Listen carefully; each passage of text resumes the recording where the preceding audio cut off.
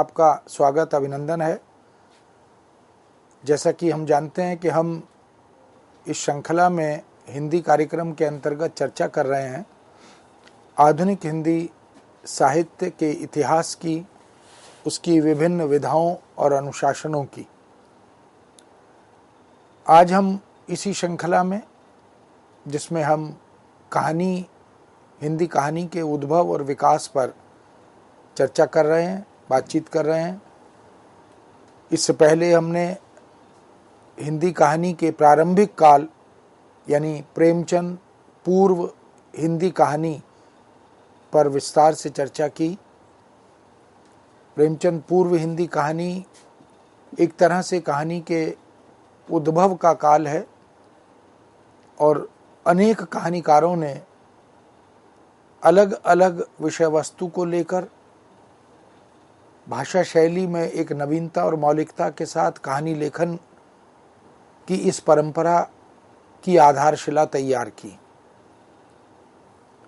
और प्रेमचंद को केंद्र में रखकर जब हम हिंदी कहानी के उद्भव और विकास का विभाजन करते हैं, क्योंकि प्रेमचंद को हिंदी का कथा सम्राट कहा जाता है, कहानियों और उपन्यासों के क्षेत्र में अनुवाद के माध्यम से हिंदी कथा जगत को उपकृत करने की दृष्टि से प्रेमचंद का योगदान निश्चित रूप से स्तुत्य है, प्रशंसनीय है। और यही कारण है कि प्रेमचंद को हिंदी कथा जगत का सम्राट कहा भी जाता है। तो प्रेमचंद पूर्व हिंदी कहानी, जो भारतेंदु और द्विवेदी युग की हिंदी कहानी सामान्यतः है, जिसमें छायावाद के कथा साहित्य की चर्चा भी की जाती है। प्रसाद ने भी बहुत महत्वपूर्ण कहानियों का सृजन किया। फिर उसके बाद प्रेमचंद युगीन हिंदी कहानी की चर्चा भी हमने की। स्वयं प्रेमचंद बड़े कथाकार, बड़े कहानीकार हैं। 300 से अधिक कहानियाँ उन्होंने लिखी और मानसरोवर के 8 खंडों में उनकी कहानियों का संकलन उपलब्ध होता है। ऐसे प्रेमचंद युगीन अनेक कहानीकारों को, जिनके कथा साहित्य के प्रदेय को हम निश्चित रूप से स्मरण करते हुए उनके प्रति कृतज्ञता ज्ञापित करते हैं। हिंदी कहानी को उन्होंने बहुत समृद्ध, संपन्न बनाया, अभिरुचिकर बनाया और उसमें एक समकालीन जो युगबोध है, कहानी में बदलते हुए समाज की छवियां हैं, पात्रों की परिकल्पनाएं नई नई हैं, उन कहानियों के साथ हम प्रेमचंद युगीन हिंदी कहानी को याद करते हैं, जिसमें मनोविज्ञान भी है, जिसमें राजनीति भी है, जिसमें धर्म भी है, जिसमें छुआछूत के विरुद्ध स्वर भी है।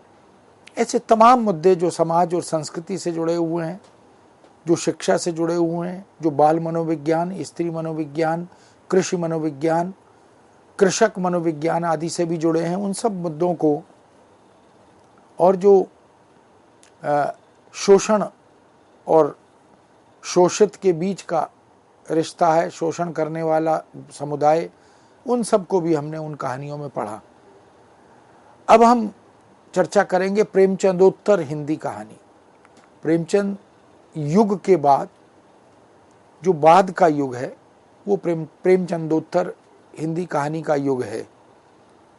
यहाँ तक आते आते हिंदी कहानी की दिशा बदली, दशा बदली, और जो वैश्विक परिप्रेक्ष्य में परिवर्तन दिखाई देते हैं समाज संस्कृति में, शिक्षा में, जाति, धर्म, समुदाय, इन सभी क्षेत्रों में जो परिवर्तन हो रहे हैं, वो चाहे भाषा की दृष्टि से, शिल्प और शैली की दृष्टि से, पात्र योजना की दृष्टि से, जो तात्विक विवेचना हम कहानी की जब करते हैं तो उस दृष्टि से जो परिवर्तन हुए, उन परिवर्तनों को आत्मसात करते हुए प्रेमचंदोत्तर हिंदी कहानीकारों ने हिंदी कहानी को भी अद्यतन, अधुनातन बनाने का सराहनीय प्रयत्न किया।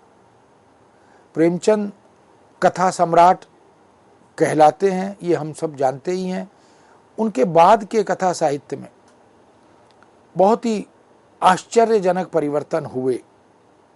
यानी प्रेमचंद पूर्व और प्रेमचंद युगीन हिंदी कहानी में तो फिर भी एक सामान्य चिंतन बिंदु, एक सामान्य दशा दिशा वह दिखाई देती है और समानता भी दिखाई देती है। किंतु प्रेमचंदोत्तर हिंदी कहानी तक आते आते कुछ ऐसे परिवर्तन कहानी में होते हैं, कथा वस्तु में होते हैं, उद्देश्य में भी होते हैं। उस प्रेमचंदोत्तर हिंदी कहानी के लेखन को जब हम देखते हैं तो हम देख सकते हैं कि इस युग की कहानी को, यानी प्रेमचंदोत्तर काल की कहानी साहित्य को, हिंदी कहानी जगत को, तो उसमें हमें एक तो मनोवैज्ञानिक कहानियों का बाहुल्य मिलता है। इलाचंद जोशी हों, जैनेन्द्र हों, अज्ञेय हों। फिर दूसरा मनोवैज्ञानिक कहानी के अतिरिक्त जो परिवर्तन दिखाई देता है वह सामाजिक या समाजवादी दृष्टि से लिखी गई कहानियों में दिखाई देता है।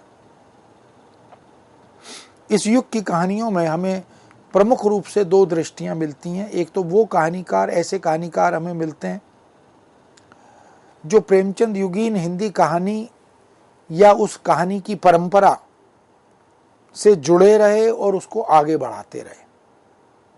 यानी इस बात को हम, इस सिलसिले को हम प्रेमचंद पूर्व हिंदी कहानी के विकास के रूप में देखें तो प्रेमचंद युग में भी वह कहानी बरकरार रही, विद्यमान रही जो प्रेमचंद पूर्व हिंदी कहानी में थी। तो एक वर्ग लेखकों का, कहानीकारों का ऐसा था जो उसी वस्तु को लेकर, उसी दृष्टि को लेकर कहानी लेखन की परंपरा को आगे बढ़ा रहा था। परिवर्तन प्रेमचंद पूर्व और प्रेमचंद युगीन हिंदी कहानी में भी दिखाई देता है, लेकिन प्रेमचंदोत्तर हिंदी कहानी में जब हम दो वर्गों को देखते हैं तो एक कहानीकार वर्ग वही है जो प्रेमचंद युगीन हिंदी कहानी की परिपाटी को, पद्धति को, विषय वस्तु को, पात्र योजना को, उद्देश्य को लेकर आगे बढ़ता है। और दूसरा वर्ग जो मनोविश्लेषण के सिद्धांतों के आधार पर हिंदी कहानी लेखन को एक नई आधार भूमि के साथ प्रस्तुत करता है। प्रेमचंद कहानी परंपरा को आगे बढ़ाने वाले, यानी प्रेमचंद युगीन या प्रेमचंद की दिखाई गई दृष्टि, दिखाए गए मार्ग पर चलने वाले कहानीकारों को यदि हम देखें तो उसमें क्रांतिकारी लेखक यशपाल, जिन्होंने बहुत महत्वपूर्ण उपन्यास भी लिखे, चंद्रगुप्त विद्यालंकार,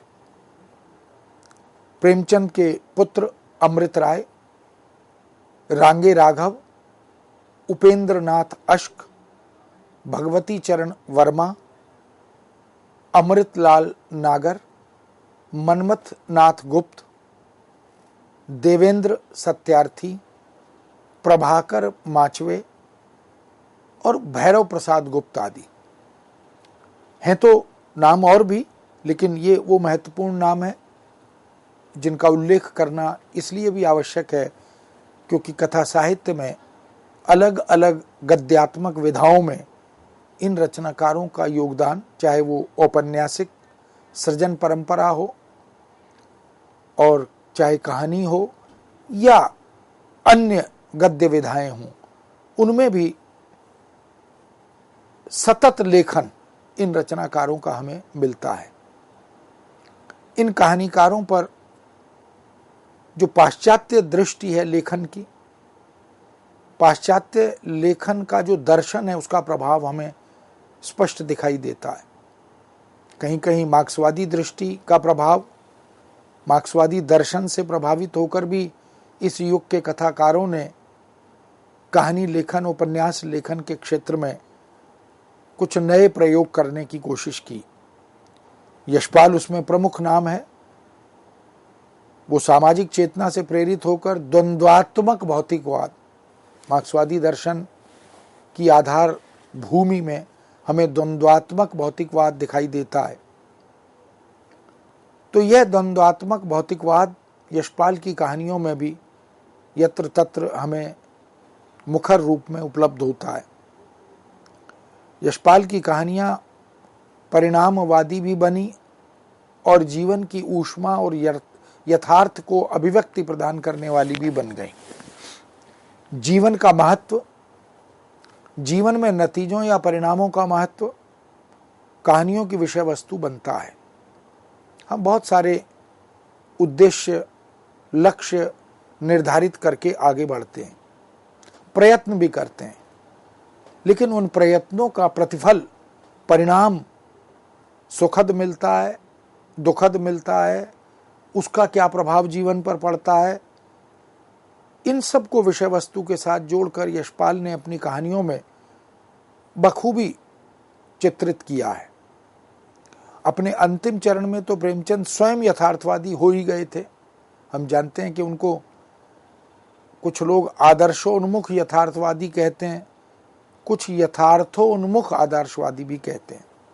प्रेमचंद की अंतिम दौर की जो कहानियां हैं उसमें विशेष रूप से कफन का नाम लिया जाता है, जो कथा तो जीवन की है, जीवन जीने की कथा है, कहानी है।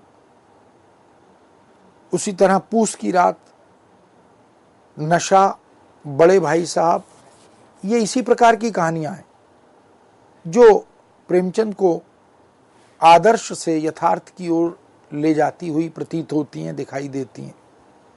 चाहे कथा वस्तु हो, पात्र योजना हो, उद्देश्य हो और कहानी का संदेश हो, इन सब कहानियों के माध्यम से प्रेमचंद एक नई दृष्टि के साथ, एक नए दर्शन के साथ, एक नए मंतव्य के साथ हमारे सामने उपस्थित होते हैं। इसलिए कफन कहानी को पढ़कर कभी कभी सहज भरोसा नहीं होता, लेकिन वस्तुतः हमारे समाज में इस तरह का वर्ग कहीं मौजूद है, उपलब्ध है।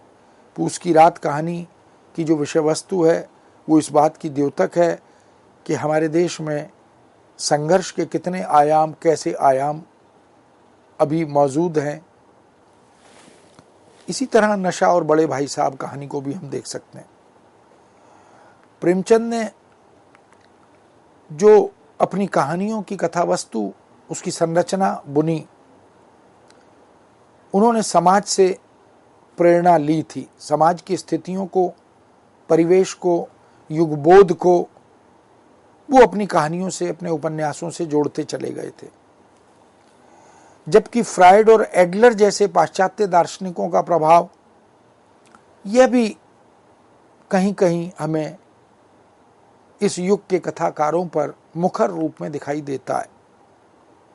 इन कहानीकारों की कहानियों में एक तरफ तो भारतीय दर्शन के प्रति एक उत्कट इच्छा, एक विशिष्ट आग्रह प्रकट होता है, यानी भारतीय दर्शन उनके मनोमस्तिष्क पर आच्छादित रहता है, वो उससे मुक्त नहीं हो सकते, अपितु उससे प्रभावित होते हैं।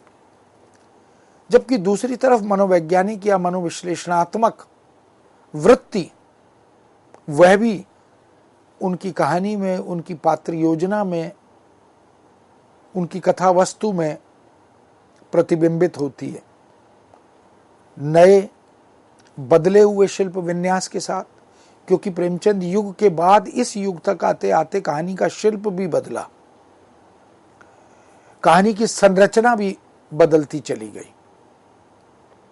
हिंदी कहानी में इसी दृष्टि से उल्लेखनीय परिवर्तन होते चले गए और इन परिवर्तनों का जो प्रवर्तन है, इन परिवर्तनों का जो नेतृत्व और है, श्रेय है, वो जैनेन्द्र को है, इलाचंद जोशी को है, अज्ञेय को है, सच्चिदानंद हीरानंद वात्स्यायन अज्ञेय। ये तीनों कहानीकार औपन्यासिक और कथात्मक रचनाओं के माध्यम से अपनी विशिष्ट सूझबूझ के साथ, एक नवीनता, एक मौलिकता के साथ हिंदी जगत में अवतरित होते हैं, उपस्थित होते हैं।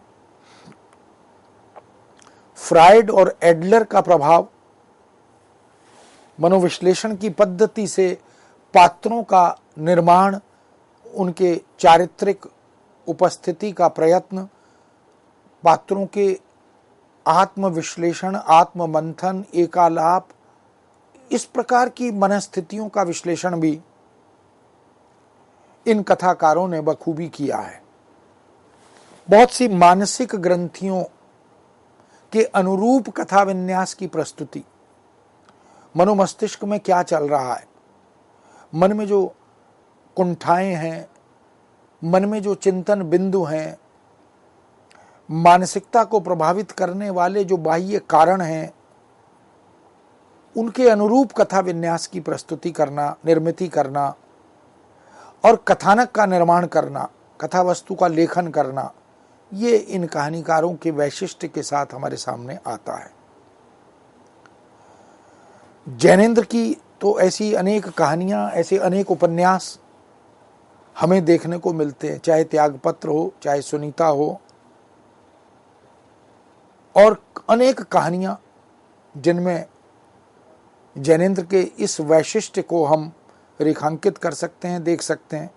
दुष्कर्मी, कापालिक, डायरी के नीरस पृष्ठ, रात्रिचर, ये सब इसी प्रकार की उल्लेखनीय कहानियां हैं जिसमें मनोविश्लेषण प्रधान रूप से दिखाई देता है। यूँ बाल मनोविज्ञान पर, चाहे पाजेब कहानी हो, चाहे खेल कहानी हो, स्त्री मनोविज्ञान पर, समाज मनोविज्ञान पर भी जैनेंद्र की लेखनी साधिकार चलती है। अज्ञे ने अपनी अनेक कहानियों में व्यक्ति के अहम को अत्यंत महत्व दिया। हम जानते हैं कि अज्ञे मनोविश्लेषण को उनके उपन्यासों में, शेखर एक जीवनी की बात करें, वहाँ भी हम देख सकते हैं। उनकी कविताओं में भी कहीं कहीं बूंद और समुद्र के संघर्ष की बात है। व्यक्ति के अहम को वो अत्यंत महत्व देते हैं, उसके अस्तित्व को, उसकी अस्मिता को।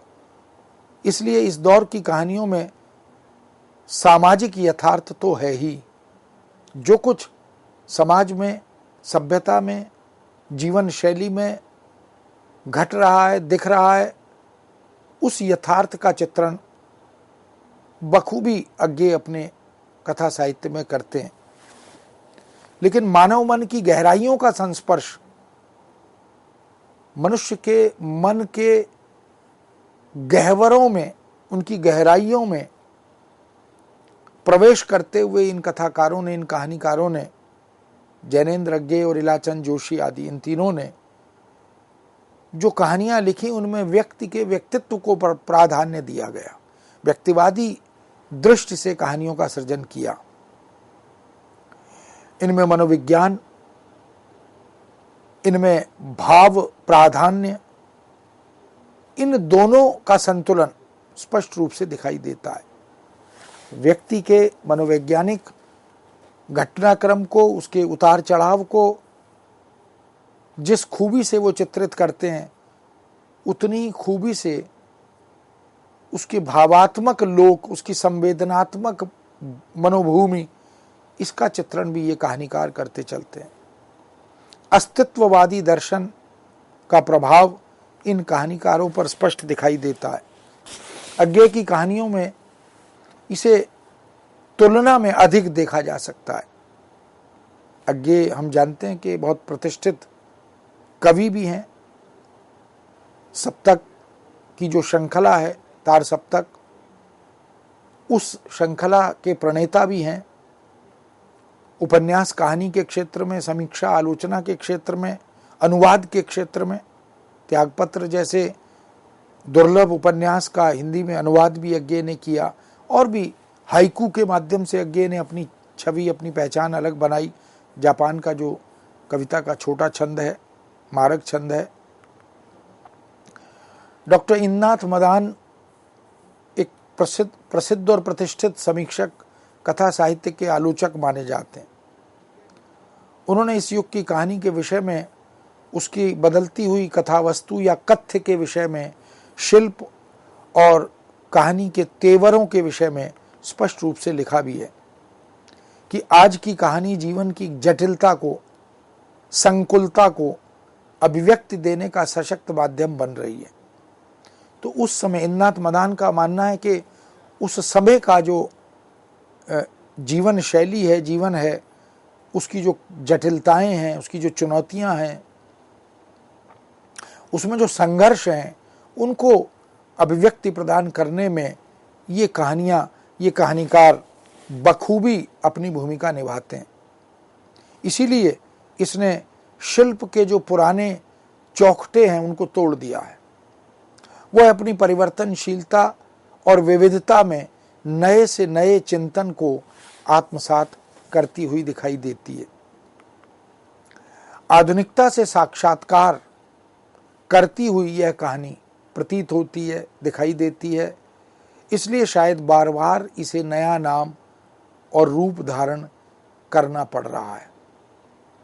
कहानी में भी ये जो लेखन के आंदोलन हैं ये बदलते रहे हैं। जैसे कविता में भी हम देखें कि भारतेंदु युग, द्विवेदी युग, प्रसाद युग या छायावाद, छायावाद के बाद नई कविता, प्रगतिवाद, प्रयोगवाद, समकालीन कविता, विचार कविता, अकविता आदि आदि, ये तमाम तरह के आंदोलन चलते रहे। इसी प्रकार के नए नए नामकरण और रूप धारण करने वाला प्रेमचंदोत्तर कहानी का जो विकास है, उसके बाद की कहानी, उनमें भी ये परिवर्तन कम समय के बाद आता चला गया। और आधुनिकता एक बड़ा कारण है, उत्तर आधुनिकता एक बड़ा कारण है। पाश्चात्य सभ्यता और संस्कृति का अति प्रभाव हमारी जीवन शैली पर, हमारे भारतीयों के चिंतन दृष्टि पर, मार्क्सवाद आदि का प्रभाव, ये सब इस बात के प्रमाण हैं कि हिंदी कहानी में जो परिवर्तन आए वो वास्तव में एक नए तरह के परिवर्तन थे। वो भले ही हमारी सभ्यता और संस्कृति के, हमारे समाज के 100% प्रतिनिधित्व के साथ नहीं आते, उसमें पाश्चात्य संस्कृति का प्रतिबिंबन स्पष्ट दिखाई देता है। डॉक्टर मदान ने कहानी के जो नए नए आंदोलन आज़ादी के बाद के कथा लेखन में दिखाई देते हैं, उन्हें दृष्टि में रखकर यह बात कही भी थी।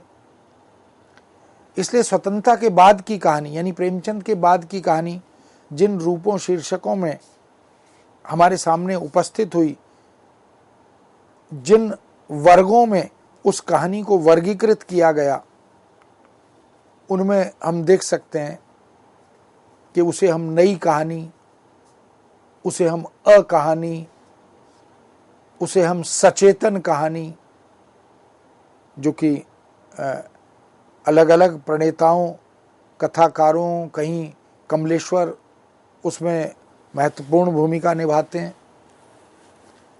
समांतर कहानी, राजेंद्र यादव उसमें महत्वपूर्ण भूमिका निभाते हैं, सक्रिय कहानी, लघु कहानी, विचार कहानी, इस तरह से कहानी के ये अनेक आंदोलन प्रेमचंदोत्तर हिंदी कहानी में जुड़ते चले गए। तो हम देख सकते हैं कि प्रेमचंद युगीन हिंदी कहानी का विकास भी इस युग में हमें दिखाई देता है, और उसके ठीक समानांतर एक नई शैली, नई भाषा, नई नीति के साथ एक दूसरी कहानी श्रृंखला भी हमें दिखाई देती है, जो मनोविज्ञान और मनोविश्लेषण के साथ आगे बढ़ती है, जिसमें इलाचंद जोशी, अज्ञे, जैनेन्द्र आदि, इनका प्रदेय महत्वपूर्ण बन जाता है। तो मित्रों, इस विषय को यहाँ विराम देते हुए पुनः आपके समक्ष उपस्थित होने की अनुमति चाहते हैं। आज्ञा दीजिए। नमस्कार।